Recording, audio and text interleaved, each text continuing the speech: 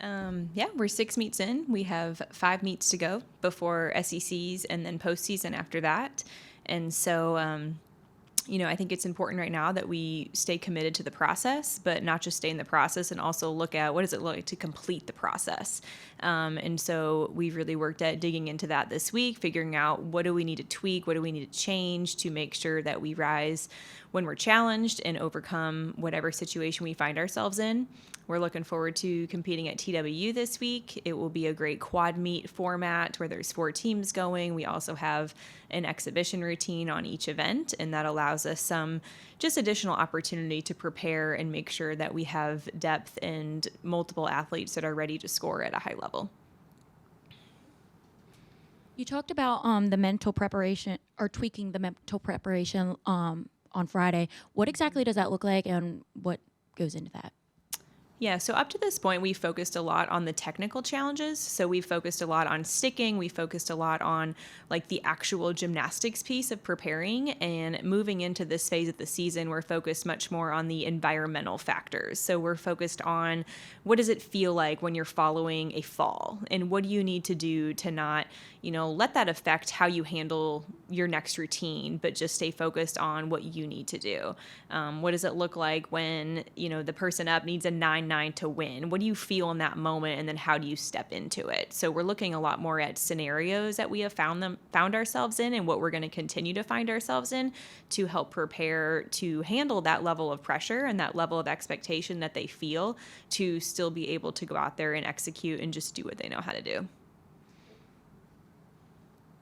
Just talking to Louisa, being in her 5th year, getting to go kind of home for this meet. She said it's about 20 minutes from where she lives. Just how special is it for her to have this opportunity kind of in her home state? Yeah, we actually have multiple athletes that are from Texas, have family living there. So we expect to have a pretty good crowd of supporters, and we don't get a chance to go back there very often, except for hopefully postseason. And so it will be exciting to just be back there, be surrounded by people that love the university, love the program, and are there to support us.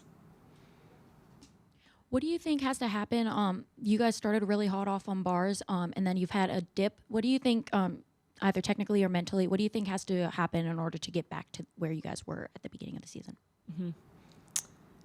We always talk about we don't actually want to get back to where we were, but we want to see where we can go. And so we talk a lot about how we've got to be in the driver's seat. We can't get complacent. We can't go over to the passenger seat or the back seat.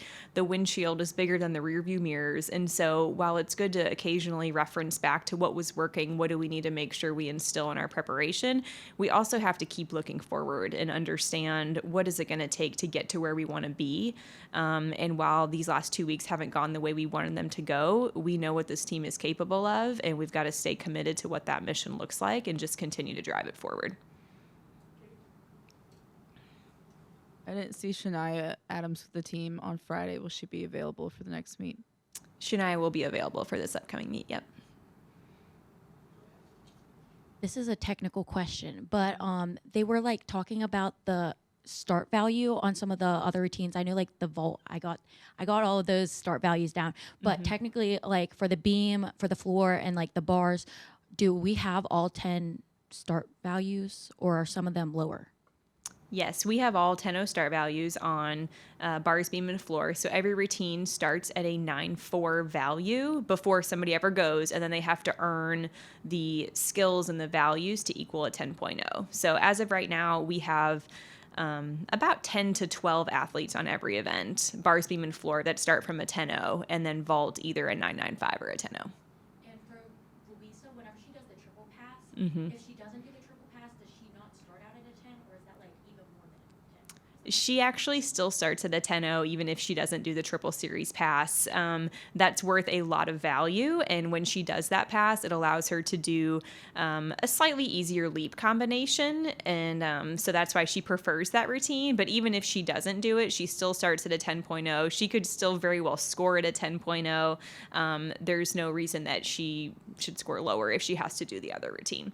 And most of our athletes actually have a plan A and a plan B routine, so that if they miss a combination or they miss a bonus connection, they know what to plug into their routine to still make sure that they start at a 10.0.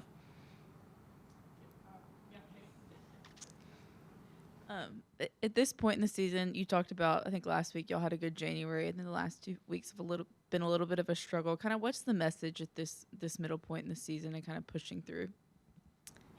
I think going into the beginning of the year, the team was really excited and really proud of kind of the new vibe that they were bringing when they were competing.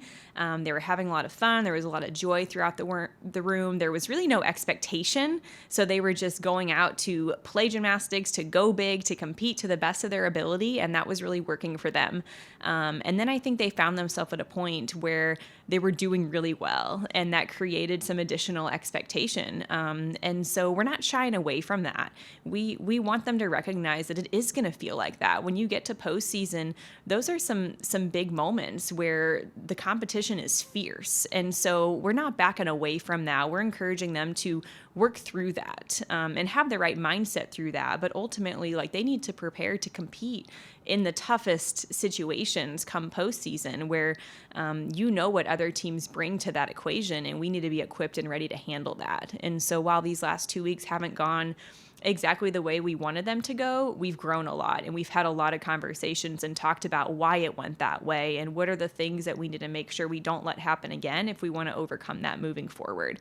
So this team is very aware. They're hungry for greatness. When we got on the bus following the last meet, the whole team, the staff was meeting in the front. The team decided they were taking it upon themselves to meet in the back. They were digging into things. And when we both came together, it turns out we're really on the same page. And we just uncovered some things over the last 2 weeks that were really holding us back. And we were able to get it out in the open and figure out, what does this look like to move forward? And so really grounding ourselves, getting on the same mission, and making sure, again, that we just keep driving the car forward.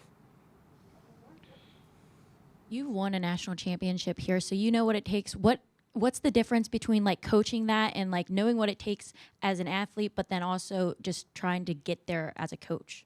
Mm-hmm. For me, the special ingredient has always been about ownership. And we talk a lot about how you can either rent your 4 years here or you can own your 4 years here.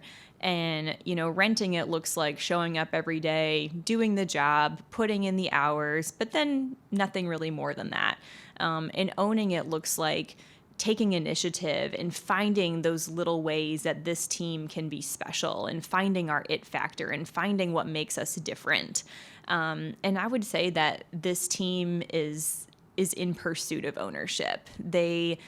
Every time there's a little setback, they start spinning their wheels again and figuring out, okay, what does this look like? They've had team meetings. They've gone above and beyond to just figure out how to turn the corner and how to keep going. And so when I look at this team and I think about the teams that I was a part of, I think ownership is one of those really special ingredients, and that combined with passion can really be dangerous. It can be a dangerous combo. And so I want to encourage them to continue leaning into those things, learning, growing along the way. One setback doesn't define our future. And the quicker you can come to that reality, the easier it is to let those things go, to just free yourself up from what's in store in the future. No? Roll Tide. Thank you.